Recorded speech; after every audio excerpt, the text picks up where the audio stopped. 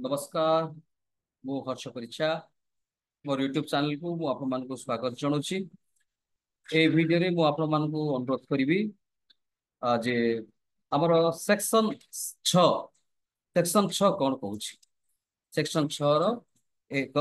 एवं A B ऊपर आम आलोचना करिबा। तेबे सेक्शन 6 एक भी हला साधारणतः भाबरे सिटीजन को आकार आपनकर इन्फॉर्मेशन मागिबा कथा आ तार प्रोसीजर कोन ता विषय रे सेटा आमे आलोचना करिबा। विषय डेला request for obtaining information by applicant. तो जेतेबेले जने एप्लिकेंट गोटे पब्लिक इन्फॉर्मेशन ऑफिसर पाखु जाउछंती बा गोटे अथॉरिटी पाखु जाउछंती ऑफिस को जाउछंती सेतेबेले से केमिति से अप्लाई करिया कथा कोन अप्लाई करिया कथा विशेष करी आपनकर writing through electronic means in the English और Hindi in the official language जे कोन से करे राइटिंग आकारे बा प्रिंट आकारे इलेक्ट्रॉनिक्स आकारे इंग्लिश रे हो हिंदी रे हो बा लोकल लैंग्वेज रे से एप्लिकेशन करि परिबे। एटा होची आपनकर 61 जहा यथार्थ भाव बुझौची। एवं 61 रो ए कहूची जो पब्लिक अथॉरिटी को आपनकर एप्लिकेशन करा जाईची कंसर्न पब्लिक अथॉरिटी अर्थात तो निर्दिष्ट पब्लिक अथॉरिटी से तार इनिशिएटिव नै कि आपनकर कोन एप्लिकेशन टा को ग्रहण करबा आवश्यक बा एप्लिकेशन रो विषय वस्तु उपरे से तर्जमा देबा आवश्यक। द्वितीय टेला आपनकर फॉर 1 बी क्षमा करिवे 61 बी 61 बी कहूची जे आपनकर जोटा कि गोटे पब्लिक अथॉरिटी जते बेले आपनकर अब पब्लिक अथॉरिटी को इन्फॉर्मेशन मागिया पय जने एप्लिकेंट आसीचंती एवं से लेखा पढ़ा रे पूरा दुर्बल सेही परिप्रेक्षी रे जने पब्लिक इन्फॉर्मेशन ऑफिसर करो बा असिस्टेंट पब्लिक इन्फॉर्मेशन ऑफिसर करो कर्तव्य हैला मौलिक कर्तव्य बा आपण मानकर मानविक कर्तव्य हैला आरटी तरफ रे जे render all reasonable assistance to the person making the request orally to reduce the same in right। जो एते गुडी लेखा है फॉर्म रे बा जो सब एते एते दरकार न करी जे आछि फॉर एग्जांपल जने आछंती राम हरि श्याम जे भी आछन तांको लेखा पढ़ा किसी जणा नै तो ताको जो इन्फॉर्मेशन आवश्यक से इन्फॉर्मेशन विषय रे गोटे एप्लिकेशन टा गोटे जने पीआ हिसाब रे आपण सहायता करबा आवश्यक जहा सेक्शन 61 रो बी बुझौची। तेणु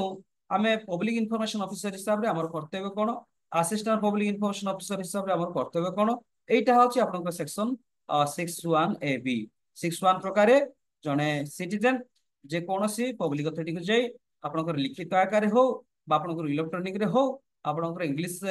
भाषा रे हो किबा हिंदी भाषा रे हो किबा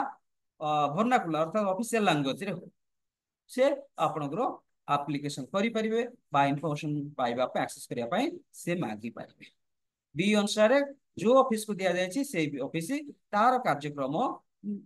हाथ को रब अर्थात से कंसर्न पब्लिक अथॉरिटी ताकू से एक्सेप्ट करिवो आ केमिति कंप्लाई करिवो से व्यवस्था से करिवो। बी टा कहूछि स्पेसिफिकली जने जदि अक्षम व्यक्ति आछंती जना सुना नाही इलिटरेट व्यक्ति आछंती ताको बुझी एते फॉर्म रे जहा सब अछि सेतक न हेले मध्य आपनकर कोन आवश्यक ना जो जति कि आपनकर नितांत आवश्यक अछि से आवश्यक जिंस ऊपर ही आमे ताको ऊपर लिखि दे परिबा बा कहि दे परिबा बा ए जिंस से कहउछन जहा कहबे सेटा आमे ए लिखित आकारे आपनकर गोटे कागज रे लिखिकी आमे सेटा एप्लिकेशन आकार से रिसीव करबा जहा तथमा आ जहा बळका एप्लिकेशन फीस रहिला बा आईडी प्रूफ से सब अटैच करके आमे रखि पारिबा। एटा होची सेक्शन 61 ए बी रो मुख्य विषय वस्तु। तेणु मो जने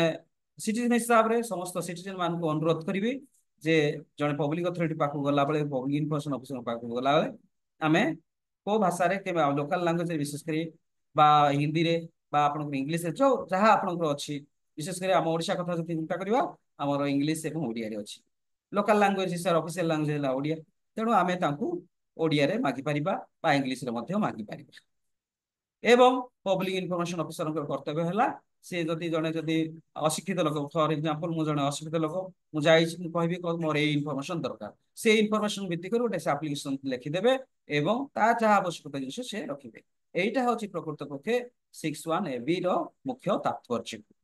सो वीडियो टी देखिथिबा तो आपन मान को धन्यवाद दोछि एवं रिक्वेस्ट करछि वीडियो को लाइक शेयर सब्सक्राइब करंतु एवं कमेंट बॉक्स रे आपन कमेंट लिखिबा को भूलिबे नहीं। धन्यवाद नमस्कार।